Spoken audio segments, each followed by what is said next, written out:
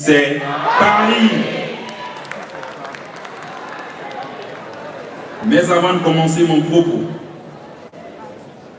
je vous invite à vous lever pour observer une minute de silence afin de rendre un vibrant hommage à nos deux compatriotes décédés dernièrement.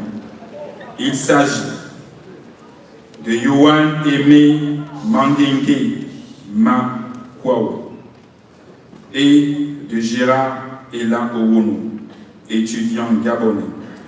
Et avec eux, nous honorons également la mémoire de tous les enfants du Gabon disparus en terre française.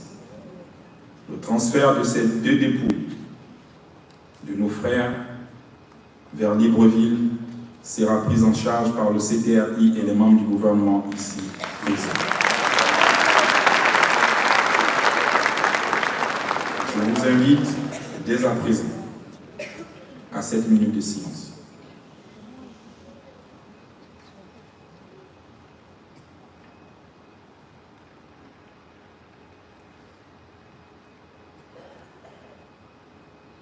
Je vous remercie.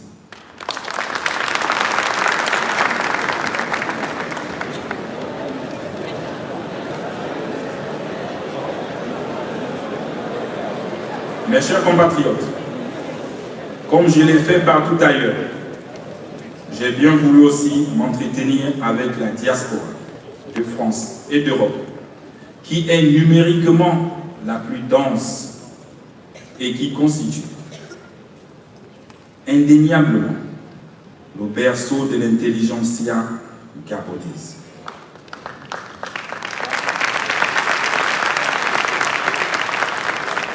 Avant d'aller plus loin dans mon allocution, je voudrais exprimer ma profonde gratitude au président Emmanuel Macron, président de la République française, et au peuple français pour ma première visite d'amitié et de travail et pour l'accueil chaleureux qui m'a été réservé, ainsi qu'à la première dame et à l'importante délégation qui m'accompagne dans l'Hexagone.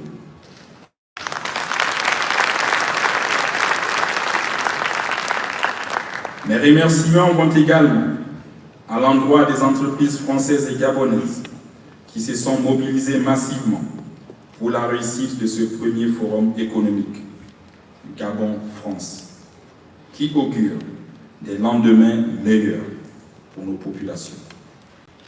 Je voudrais aussi vous exprimer mes remerciements pour l'organisation de cette rencontre qui revêt pour moi une importance majeure. Je suis heureux et honoré de vous voir aussi nombreux à cette rencontre.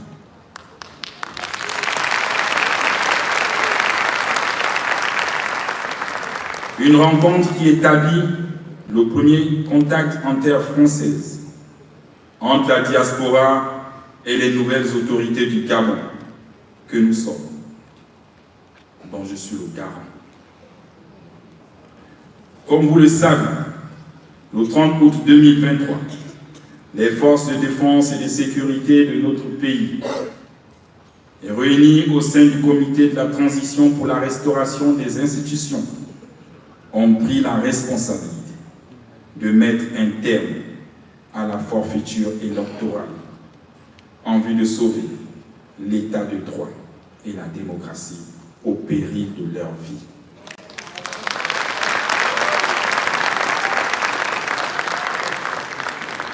Le coup de la libération intègre toutes les revendications formulées ces 14 dernières années par la diaspora et la classe politique gabonaise, dénonçant une gouvernance dont l'issue était la déliquescence du tissu économique, la dégradation des conditions de vie des Gabonais et Gabonaises au profit d'un groupuscule d'individus.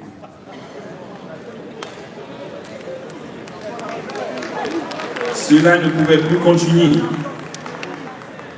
Les Gabonais avaient le droit de souhaiter un changement à la tête de notre pays.